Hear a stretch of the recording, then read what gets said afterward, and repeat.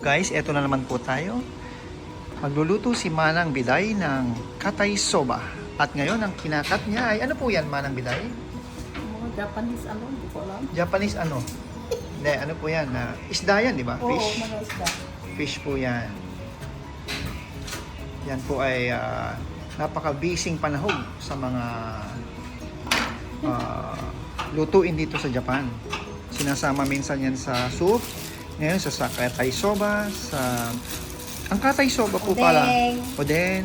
Ang Katay Soba po pala mga kabayan ay ang ibig sabihin ng Katay matigas. Ang Soba, pansit o noodles. Matigas na noodles. Katay Soba. Ayan. Ito naman po repolyo, press na press oh. Press na press po yung repolyo ni Manang Biday. Ayan, hugasan niya, syempre. At ito po yung pack ng Katay Soba, mga kabayan. Kung gusto niyo bumili, madami pong supermarket po ay makikita niya. Marami pong nagbebenta, nagbebenta. Ito naman po mga guys. Po, gawa na po yung kaldero ni Mana. Ang gawa namin. Nalinis na niya. Hindi niya po lulutuin kasi medyo dalawa pong pack eh. Kaya medyo madami-dami po ang gagawin ni Madang Biday. Ayan, kumuha siya ng gunting. Ayan po yung ayan yung repolyo. Po yung repolyo. Ayan po si Manang Biday. Nilalagay na ni Manang sa nabe. Ang ibig sabihin ng nabe ay pot o kasirola sa ating kumbaga. Nilanyan ako sa Ramon. Naintindihan mo yun? Hindi rin, Yung sinabi niya? Hindi rin po. Mabilis eh. Yung. Ano kinakain mo? Saan mo kinuha yan? Doon sa ano. Sa'yo? Ayan. Saan mo kinuha? Ano sa? Binubuksan na po ni Manang Biday. Nawawala tuloy ako sa pagbablog ko. Ayan. Pasensya na po kayo. May kinakausap po si Madang Biday. Si Marie. Ayun. Apat po yan na noodles. Kaya medyo malaki-laki. Kaya malaking malalim na pot ang yan. Natanggal niya muna siyempre mga plastic. Ang plastic ay doon sa tapunan ng mga plastic at ang susunog ay doon sa burnable Ayan. Katay Soba. Nagkakat na po siya ng sibuyas. Yan po condiments. Sahog para sumarap ang ating Katay Soba.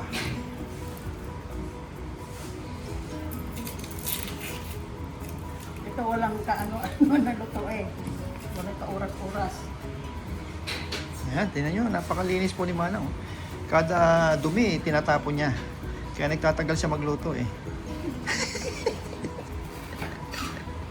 Kasi imbis na asikasuhin niya yung niluluto niya, tinatapon niya muna yung mga dumi. Napakalinis ni Mana. Kaya pag sa bahay, ay, inaamo ko muna yan. Dalagay ko muna yung muna ko dito sa lababo. Yan, kinakat na niya ang sibuyas. Yan. Pampasarap sa ating Katay Soba. Ito po yung pack ng Katay Soba. Ito yung ilalagay pa. Together with the ano po yan pack. So, we have to put it later. Manang will put it later. Siguro po sa loob sa pot habang mainit na. Ayan po si Manang. I-start niya na ang ating portable stove. At ang gagamitin niya po mga kabayan ay olive oil. Extra virgin olive oil pa. Ayan o. Ayun, nilagay na po niya ang olive oil.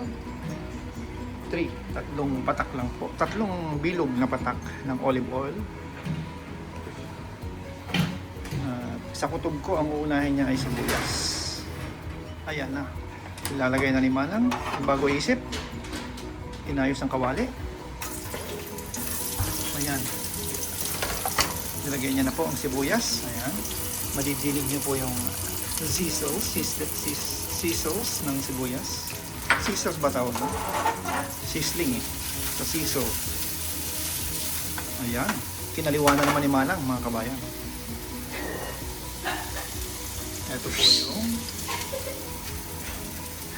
Ito po yung pansahog. Repolyo. Ano po hinahanap niyo, Manang? Ayan.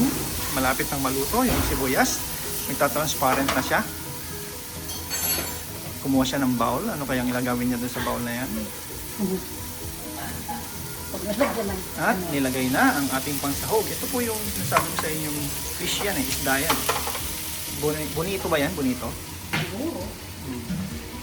Yan po. Sure na sure po si Manang sa kanyang mga sagot sa akin. Yan. Pakarin niyo po ba ang kanyang siso? Sizzles. Kinana na. Ayun, kaliwa naman ang panghalo. Bigyan na ba niya kanyang ladle? Ayan.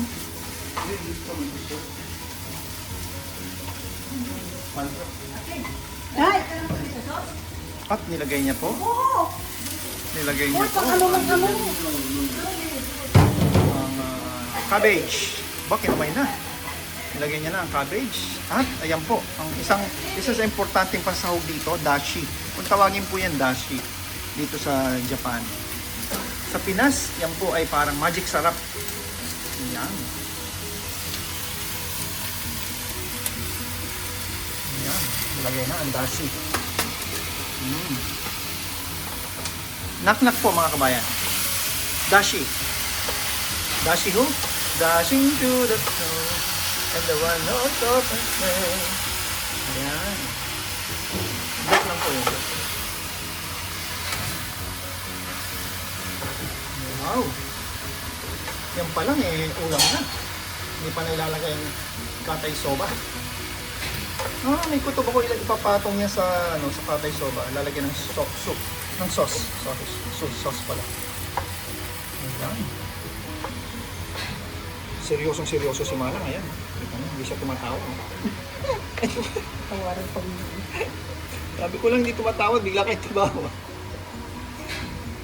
Ayan. Naku, sarap niyan siguro na naman.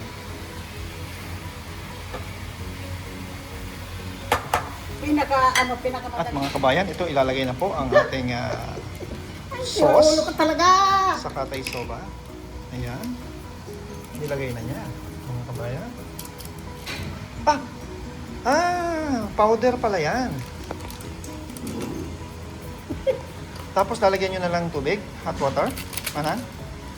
Cold water daw po ang ilalagay. Pasensya na po kayo mga kabayan. Ang bagal po sumagot ni Manang. Kasi loading.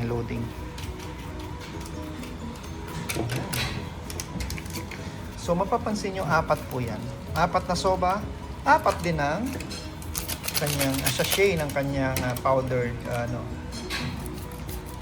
Gustong-gusto ni Dani ito. sauce. Ayan na yung pang-4, nilalagay na mga kabayan. Ayan. Ayan, nilagyan na po ng lukewarm water. Lukewarm lang po yung tubig na nilagay. Maligamgam na tubig lang ang nilagay. Malamig po? Kailangan, malamig po. Cold water pa lang ilalagay. So, cold ang nilagay. Pwede na po yung galing sa tap. Hindi na kailangan, not necessarily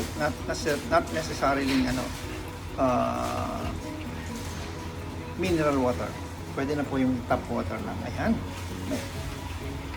Pinahina niya yung apoy, mga kabayan. Hinalo. May starts po ba yan? Si Claudio! Wow! Yan po, namigay na po ng si Claudio ng fruits. At nag-thank you po si Marie. Ay, ng gulay.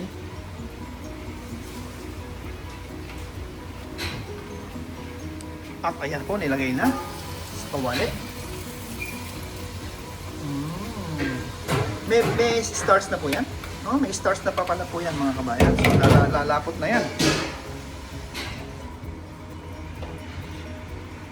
Mapapansin nyo, napakagaling po ni Manang. Ginagamit niya pong panghalo ay kutsara. Ganyan po ka. Meron rin dito sandok. Ayan, Manang ko. Gamitin mo sandok. Oops, tinikman na Manang. Tinapon ng kutsara, syempre. Pagkatikim ko. Kumusta ho? Masarap? Sarap. Yan, masarap. Yan. Ayan, hinahaluan ni Manang. At ayan, medyo lumalapot-lapot na. Ayon po kay Manang, kapag, ayon po kay Manang Biday, kapag lumapot na daw po yan, pwede nang patayin ang apoy. At, pwede na po. Ayan, kumukulo na.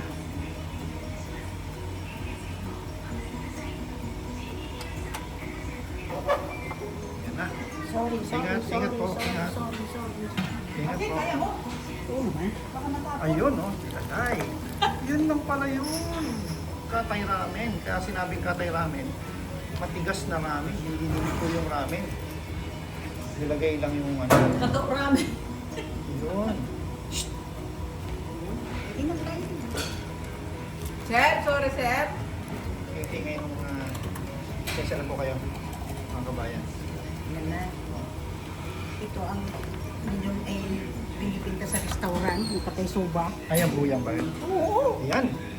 Ngayon po mga kaibigan, tikman po natin kung masarap ang katay soba ni Manang Biday. Ilok-Luman. Ayan po mga kabayan. Kukuha na tayo. Sasampulan natin kung napakamasarap nga talaga ang katay soba ni Manang Biday. Ilokat mo man. Ayan na. Binigyan tayo ng panandok ni Manang. Ayan. Lagay natin sa ating perfect na dish. Tawa ka naman.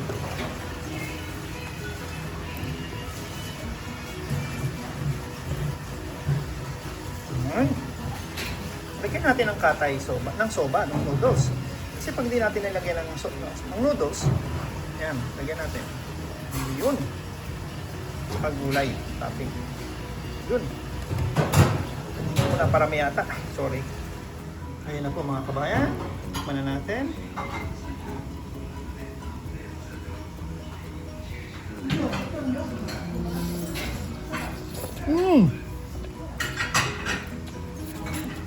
Uy, shit! Sarap po mga kabayan. Grabe. Super sarap. Uy, shit! Super sarap po mga kabayan. Grabe. Try nyo po ito.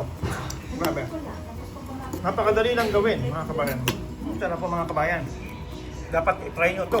Napakasarap. Kayang-kaya. Ang dali lang tuwin. Nakita nyo naman kung paano lutuin ni Manang. Kinakaliwa lang niya.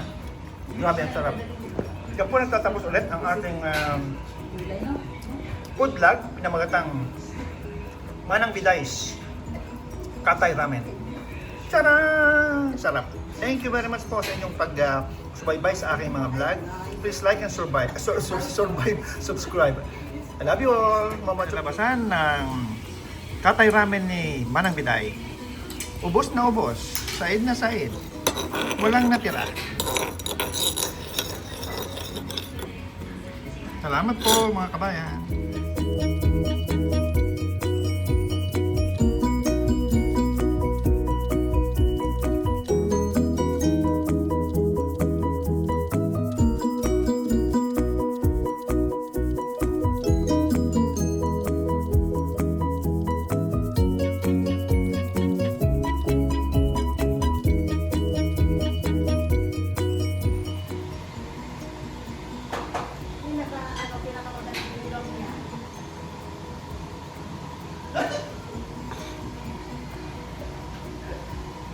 Would you like to watch this on my YouTube channel?